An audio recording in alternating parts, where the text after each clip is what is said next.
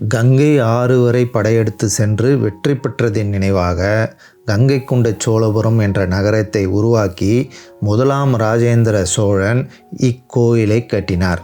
கங்கை கொண்ட சோழபுரம் கோயில் இந்த வீடியோவில் பார்க்கலாங்க. ஹாய் ஹலோ வெல்கம், நான் உங்கள் ராம்கி. போன வீடியோவில் நீங்கள் பார்த்த விருதாச்சலம் விருதகிரீஸ்வரர் கோயிலிருந்து இந்த கோயில் 47 கிலோமீட்டருங்க. சென்னையிலேருந்து வந்தீங்கன்னா 252 கிலோமீட்டர், திருச்சியிலேருந்து 111 கிலோமீட்டருங்க. கோயிலோட லொக்கேஷன் லிங்க் டிஸ்கிரிப்ஷனில் கொடுத்துருக்கேங்க. தஞ்சை பெரிய கோயில் வீடியோலையும் ஐராவதீஸ்வரர் கோயில் வீடியோலையும் ஆர்கியலாஜிக்கல் சைட்னா என்ன, யுனெஸ்கோ வேர்ல்டு ஹெரிட்டேஜ் சைட்னா என்னன்றதை தெளிவாக சொல்லியிருப்பாங்க.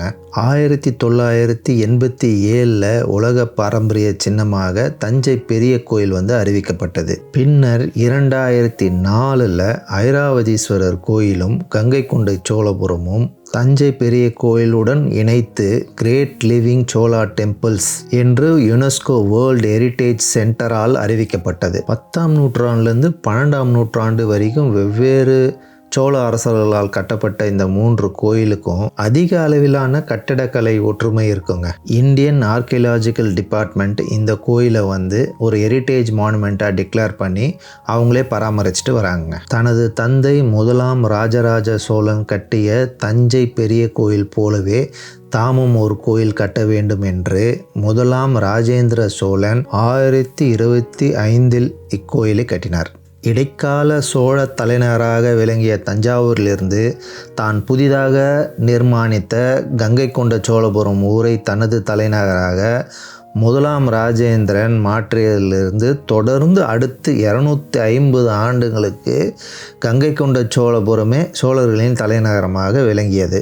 நுழைவாயிலில் ஒரு காலத்தில் கோபுரம் இருந்தது, இப்போ மொட்டை கோபுரமாக இருக்குங்க. உள்ளே நுழைந்ததும் மிக பிரம்மாண்டமாக மிக பெரியதாக இருக்கும் இந்த நந்தி பகவான் சூரிய ஒளியை பிரதிபலிக்கும் விதமாக அமைக்கப்பட்டதுங்க.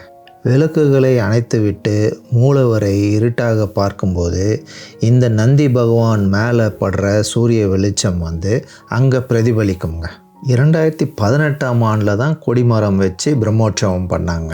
ராஜேந்திர சோழன் அவரோட தந்தை கட்டிய கோயில் மாதிரி கட்டணும்னு நினச்சாரே தவிர அவர் தந்தை கட்டிய கோயிலோட பெருசாக கட்டணும்னு நினைக்கலங்க.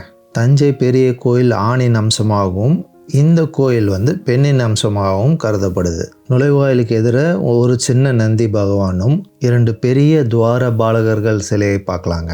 தந்தைக்கு மதிப்பும் மரியாதையும் செலுத்தும் விதமாக இந்த கோயிலை சிறியதாக கட்டினார் ராஜேந்திர சோழன். தஞ்சை பெரிய கோயில் கிட்டத்தட்ட 216 அடி உயரம்ங்க. இந்த கங்கை கொண்ட சோழபுரம் உயரம் 182 அடிங்க. மூலவர் பெருவுடையார் பிரகதீஸ்வர லிங்கமும் தஞ்சை பெரிய கோயிலில் காணப்படும் சிவலிங்கத்தை விட சிறியதுங்க. இந்த 2 கோயிலோட மூலவர் அபிஷேகம் சமீபத்தில் நடந்த மகா சிவராத்திரி அன்னைக்கு எல்லா நியூஸ் சேனல்லையும் ஒளிபரப்பாச்சு. அதை நீங்கள் பார்த்துருப்பீங்க நம்புகிறேன். கருவறைக்கு முன்னாடி அருமையான சிற்பங்களுடைய ஒரு 100 கால் மண்டபம் பார்க்கலாங்க. நீங்கள் கிட்டத்தட்ட விருதகிரீஸ்வரர் கோயிலில் பார்த்த தூண்கள் மாதிரி தாங்க அந்த தூண்கள் இருக்கும். கருவறையில் இருக்கிற லிங்கத்து அடியில் சந்திரகாந்த கல் பிரதிஷ்டை செய்யப்பட்டுள்ளது. இதோட மகிமை என்னன்னு பார்த்தீங்கன்னா, வெயில் காலத்தில் வெப்பத்தை குறைக்கும், குளிர்காலத்தில் இதமான வெப்பம் கொடுக்குங்க. இந்த வகையான கல் வேற எந்த கோயிலும் இல்லை என்று குறிப்பிடுகிறார்கள். 1000 ஆண்டு நிறைவை குறிக்கும் வகையில் ஆடி திருவாதிரை கொண்டாட்டத்தின் போது பிரதமர் நரேந்திர மோடி அவர்கள் நிகழ்ச்சியில் பங்கேற்று பிரார்த்தனை செய்தார். மேலும் இறைவனுக்கு கங்கை நீரை வழங்கினார். வெளிப்புற பிரகாரத்தில் தாயார் பெரிய நாயகிக்கு தனி சன்னதி இருக்குங்க. நீங்கள் மேலே பார்க்குற கிரனைட் கோபுரத்தோட நிழல் ஆண்டு முழுவதும் கீழே படாதவாறு அமைக்கப்பட்டிருக்குங்க. தஞ்சை பெரிய கோயிலையும் இதே மாதிரி கட்டிடக்கலை தாங்க பார்த்துருப்போம். உலகம் முழுவதும் இதை ஒரு அதிசயமாக தாங்க பார்க்கப்படுது. கோஷ்டத்தில் விநாயகர், தட்சிணாமூர்த்தி, அர்த்தநாதீஸ்வரர், நடராஜர், விஷ்ணு பகவான், கஜலட்சுமி, சரஸ்வதி இவர்களெல்லாம் நீங்கள் பார்க்கலாங்க. உள் பிரகாரத்திலேயே நவகிரகங்கள் செதுக்கப்பட்டிருக்குங்க. சூரிய பகவான் ரதத்தில் இருப்பது போல சிற்பங்கள் நீங்கள் பார்க்கலாங்க. இந்தியாவின் மிகச்சிறந்த பேரரசர்களின் ஒருவராகவும் மிகச்சிறந்த இராணுவ தலைவர்களின் ஒருவராகவும் கருதப்பட்டவர் ராஜேந்திர சோழர். 1012 முதல் 1044 வரை ஆட்சி செய்தார். மஹிபாலா என்ற பால அரசரை வீழ்த்தி வங்காளம் மற்றும் பீகாரை கைப்பற்றினார். அந்த வெற்றிக்கு பிறகு கங்கை நீரை தங்க பாத்திரங்களில் கொண்டு வந்தனர். மூலவர் சன்னதிக்கு உள்ளே போகும்போது 2 வழி படிக்கட்டுகள் வந்து அமைச்சிருப்பாங்க. சாமியை பார்த்துட்டு வெளியே வரும்போது 2 பக்கமும் இதே மாதிரி படிக்கட்டு இருக்குங்க. சுமார் 250 ஆண்டுகள் வந்து சோழர்களின் தலைநகராக இருந்த இந்த கங்கை கொண்ட சோழபுரம் வந்து இலங்கை, பங்களாதேஷ், பர்மா, கடாரம், இந்தோனேஷியா உள்ளிட்ட தென்கிழக்கு ஆசிய நாடுகளையும் கட்டுப்படுத்தியது. ராஜேந்திர சோழன் ஆட்சி காலத்தில் ஆசியாவில் மிக சக்தி வாய்ந்த வம்சங்களில் ஒன்றாக மாறினார்கள் சோழர்கள். கம்போடியா மன்னர் சூரியவர்மன் அவருடைய எதிரிகளை தோற்கடிக்க ராஜேந்திர சோழனுடைய உதவியை நாடியதாக தஞ்சை கல்வெட்டுகள் கூறுகின்றன. உலகின் மிகப்பெரிய செயல்படாத கோயில் அங்கோவாட் அங்கதாங்க இருக்கு.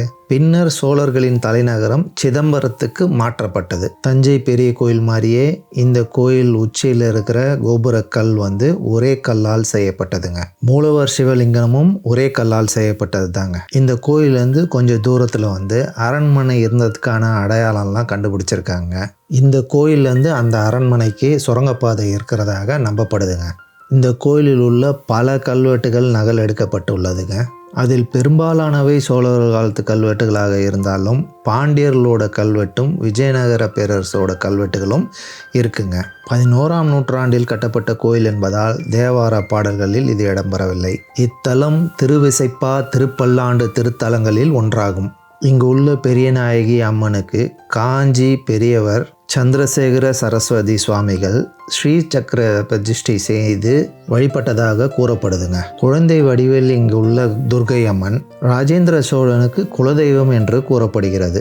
ராஜேந்திர சோழன் முதலில் துர்க்கையை வழிபட்ட பிறகுதான் சிவனை வழிபடுவார் என கூறப்படுதுங்க. இங்கு உள்ள துர்க்கை அம்மனை வேண்டினால் திருமண பாக்கியம், குழந்தை பாக்கியம் கிட்டும். இந்த கோயிலோட தீர்த்தம் வந்து சிம்ம கிணறுங்க.